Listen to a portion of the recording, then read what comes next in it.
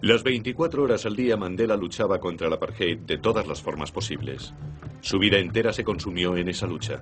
Entonces, en diciembre de 1956, el Estado finalmente movió ficha.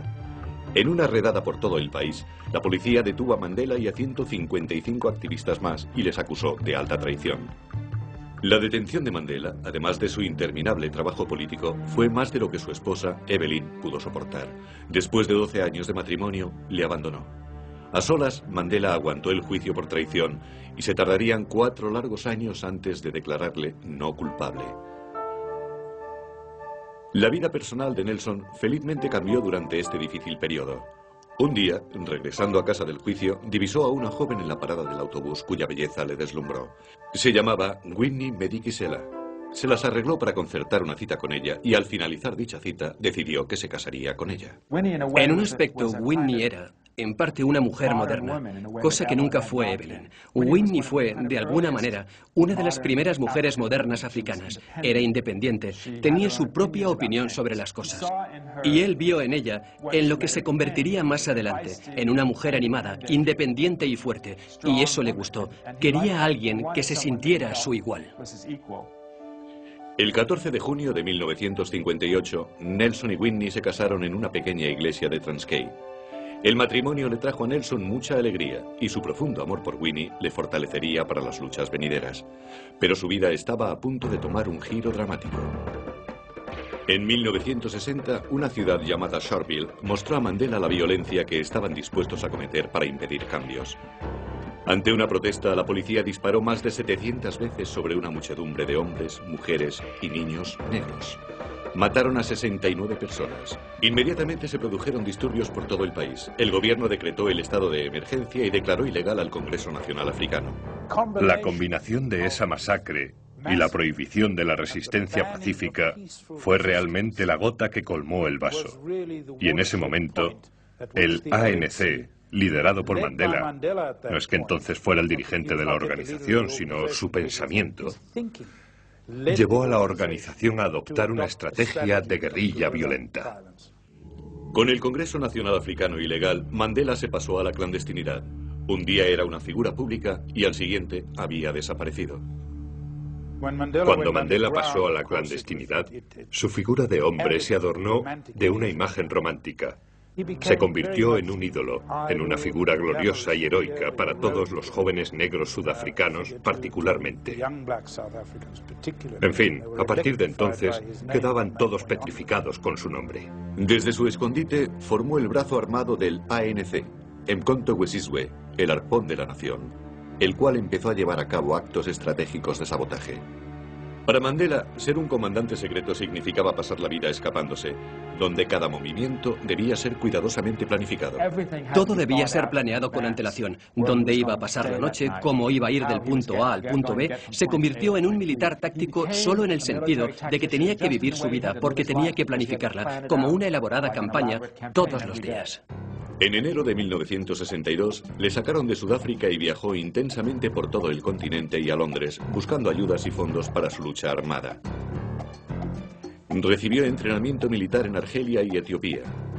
Con 43 años y lejos de Sudáfrica, sintió auténticamente la libertad por primera vez en su vida. Pero eso duraría poco. Aunque en su país era el hombre más deseado, volvería para continuar la lucha. En julio, Mandela se coló de nuevo en Sudáfrica, pero pronto fue detenido por la policía. Fue condenado a 5 años de prisión por salir del país ilegalmente e incitar a la gente a la huelga. Mientras estaba en la cárcel, la policía hizo una redada en el cuartel general clandestino de la ANC. Su comandancia militar fue detenida y acusada de sabotaje y conspiración para derrocar al gobierno. Mandela fue llevado con ellos a juicio. Eso fue realmente un gran disgusto para todos nosotros, porque eran los líderes de nuestra lucha los que fueron detenidos. Unos pocos escaparon, pero ellos eran realmente la gente que contaba para que pudieran dirigirnos, y todos fueron detenidos en una sola redada. Esta vez el caso del gobierno era consistente como una roca y Mandela sabía que le caería la pena máxima, la muerte. Y así es como fuimos a juicio, esperando lo peor. Y su actitud durante todo el proceso fue prepararnos para esa eventualidad.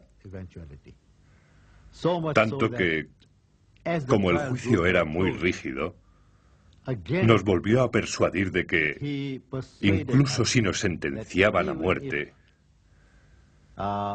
nosotros no debíamos presentar una apelación. Mandela vio en el juicio su última posibilidad para contar al mundo sobre la Sudáfrica en la que él vivía y con la que él soñaba. Lo que intentaban hacer era condenar todo el sistema de Sudáfrica. Mandela dijo, quisiera llevar a juicio a Sudáfrica, quisiera llevar a juicio a los opresores. En realidad, se declararon culpables de las acusaciones, pero dijeron, sí, pero vosotros sois los auténticos criminales. Así que Mandela rehusó defenderse a sí mismo. Una defensa legitimaría el caso del Estado. En su lugar hizo un apasionado discurso al tribunal que duró 4 horas. Mandela terminó su discurso con quizá sus palabras más famosas. He luchado contra la dominación blanca y he luchado contra la dominación negra. He soñado con un ideal de sociedad democrática en la cual todas las personas vivan juntas en armonía y con igualdad de oportunidades. Es un ideal que me hace querer vivir para conseguirlo, pero si es necesario, es un ideal por el que estoy dispuesto a morir. Esas serían las últimas palabras que expresaría en público durante casi 30 años. El 12 de junio de 1964, en la Corte Suprema de Pretoria, Sudáfrica, Nelson Mandela, de 45 años, fue condenado con otros 7 más por conspiración para derrocar el gobierno. Fueron sentenciados a cadena perpetua para ser cumplida en Robben Island, el Alcatraz de Sudáfrica, una isla rocosa y árida, rodeada de un mar embravecido, a 12 kilómetros de la costa Ciudad del Cabo. Nos lo dijeron claramente. Nuestra misión es doblegar vuestro espíritu. Y eso es lo que vamos a hacer. Dentro de 5 años, nadie se acordará del nombre de Mandela. Robben Island era un lugar inimaginablemente duro, totalmente aislado del mundo exterior, un lugar donde la vida y el tiempo parecían congelarse. Aquí no se permitían los relojes, ni periódicos. Las luces estaban encendidas las 24 horas al día. En su primer año de estancia, a Nelson solo se le permitió una visita de su mujer, Winnie. Pasarían otros 2 años hasta que pudiera volver a verla. Y pasarían 20 años hasta que tan siquiera pudiera tocarle la mano. En Robben Island, el apartheid era incluso más brutalmente impuesto que en el exterior. Incluso en las necesidades básicas de la vida, Mandela y los otros prisioneros negros recibían lo mínimo de todo. Cuando tuvimos que ponernos la ropa de la cárcel, a ellos les dieron a todos pantalones cortos y a mí me los dieron largos. A ellos no les dieron calcetines. Y el reglamento estipulaba que deberían llevar sandalias, pero les dieron zapatos como un favor. En lo referente a la comida, también había discriminaciones. Para ellos, menos azúcar. Solo harina de maíz hervida para almorzar. Para ellos no había pan, menos carne, menos pescado. Desde el primer día, Mandela decidió no darse nunca por vencido. No permitir jamás rendirse. Nunca se sometería a la falta de respeto o malos tratos. Al contrario, pediría el respeto debido a cualquier hombre. Fue esa certeza sobre lo que es justo lo que permitió a Nelson sobrevivir aquí. Si entras en la cárcel con un estado mental negativo, es el infierno. Cada segundo allí puede ser el infierno. Pero cuando entras con un espíritu positivo, tal como entramos nosotros en la isla, nuestra cárcel, sabiendo que la lucha es en otro terreno, es duro. Y ellos lo intentaron todo para doblegarnos, pero fracasaron. Donde Mandela y los demás se aferraron a sus principios fue en la cantera de piedra caliza. Cada día, durante 13 años, desfilaban hasta aquí y desde la mañana a la noche, bajo un sol abrasador, realizaban el matador y atroz trabajo de partir piedras. Pero también dejaron claro cómo deberían o no ser tratados. No correríamos. Nunca les llamaríamos jefe. Trabajaríamos a la velocidad que pudiéramos hacerlo. No íbamos a matarnos trabajando. Cuando nos exigían que al partir piedra debíamos tener un cesto lleno de ellas, les decíamos que hacíamos lo que podíamos. Una vez se dieron cuenta que estábamos decididos a hacerlo, no había forma en la que pudieran obligarnos. Tenían que hablar con nosotros. Reconocieron el liderazgo, lo que generalmente es algo difícil en la cárcel.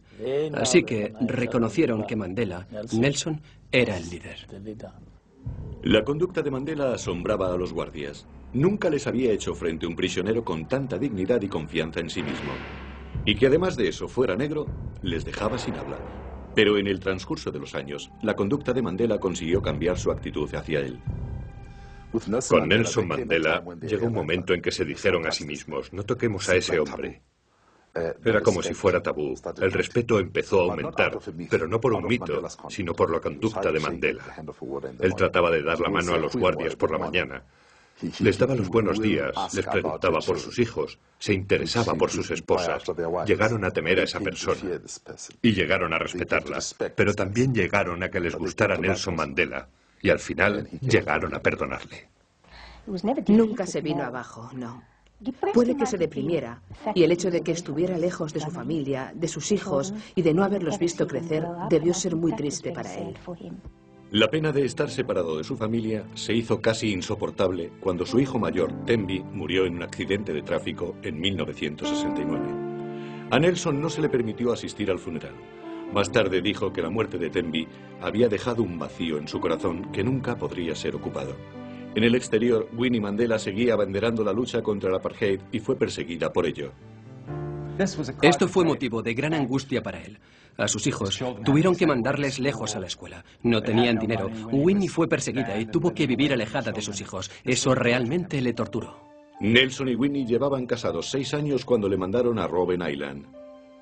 Pero los casi 30 años que se vio forzosamente separado de ella no disminuyeron su amor. Creo que su pasión por Winnie creció mientras estaba en la cárcel. Contaba cómo, estando en la cárcel, tocaba su nariz en una foto que tenía de ella. Y experimentaba la misma sensación de emoción que cuando se la tocaba en realidad. Mientras Mandela iba haciéndose mayor en la cárcel, la memoria de Sudáfrica sobre él se desvanecía.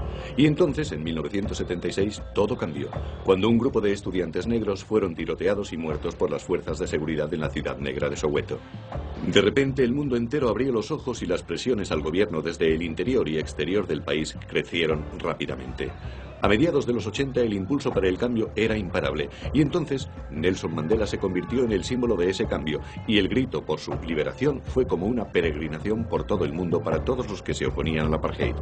Nelson Mandela iba más allá de la vida. Era un símbolo para todos nosotros. Era una inspiración.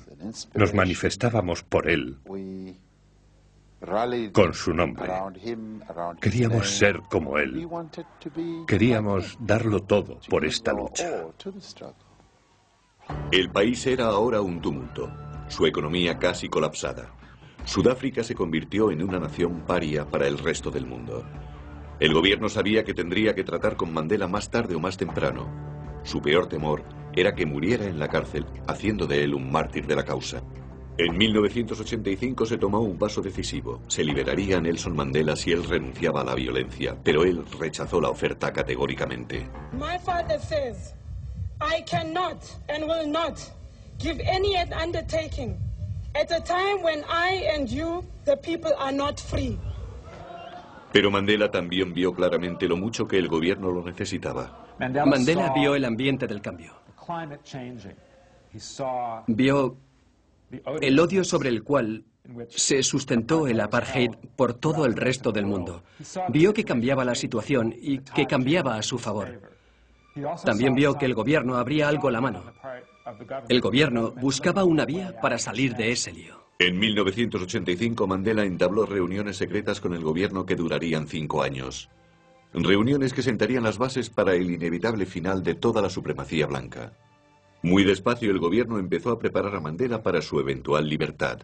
Ahora sabemos que por aquel entonces Mandela era, de hecho, llevado por todo el país, preparándolo silenciosamente para su liberación, ya que había sido apartado de la vista de toda una generación. Nadie sabía cómo era.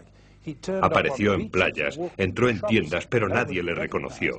En fin, realmente era una de las más extraordinarias situaciones. Todas las personas del mundo conocían su nombre, pero él podía andar por las calles de Ciudad del Cabo y no ser reconocido. En septiembre de 1989, con la elección del pragmático de Klerk como presidente, los acontecimientos empezaron a ir más rápido de lo que se esperaba. Al cabo de un mes, Walter Sisulu y los demás encarcelados por traición fueron liberados. Al cabo de 2 meses, el gobierno empezó a anular las leyes del apartheid. A principios de febrero de 1990, el ilegal ANC fue declarado legal y luego, el 10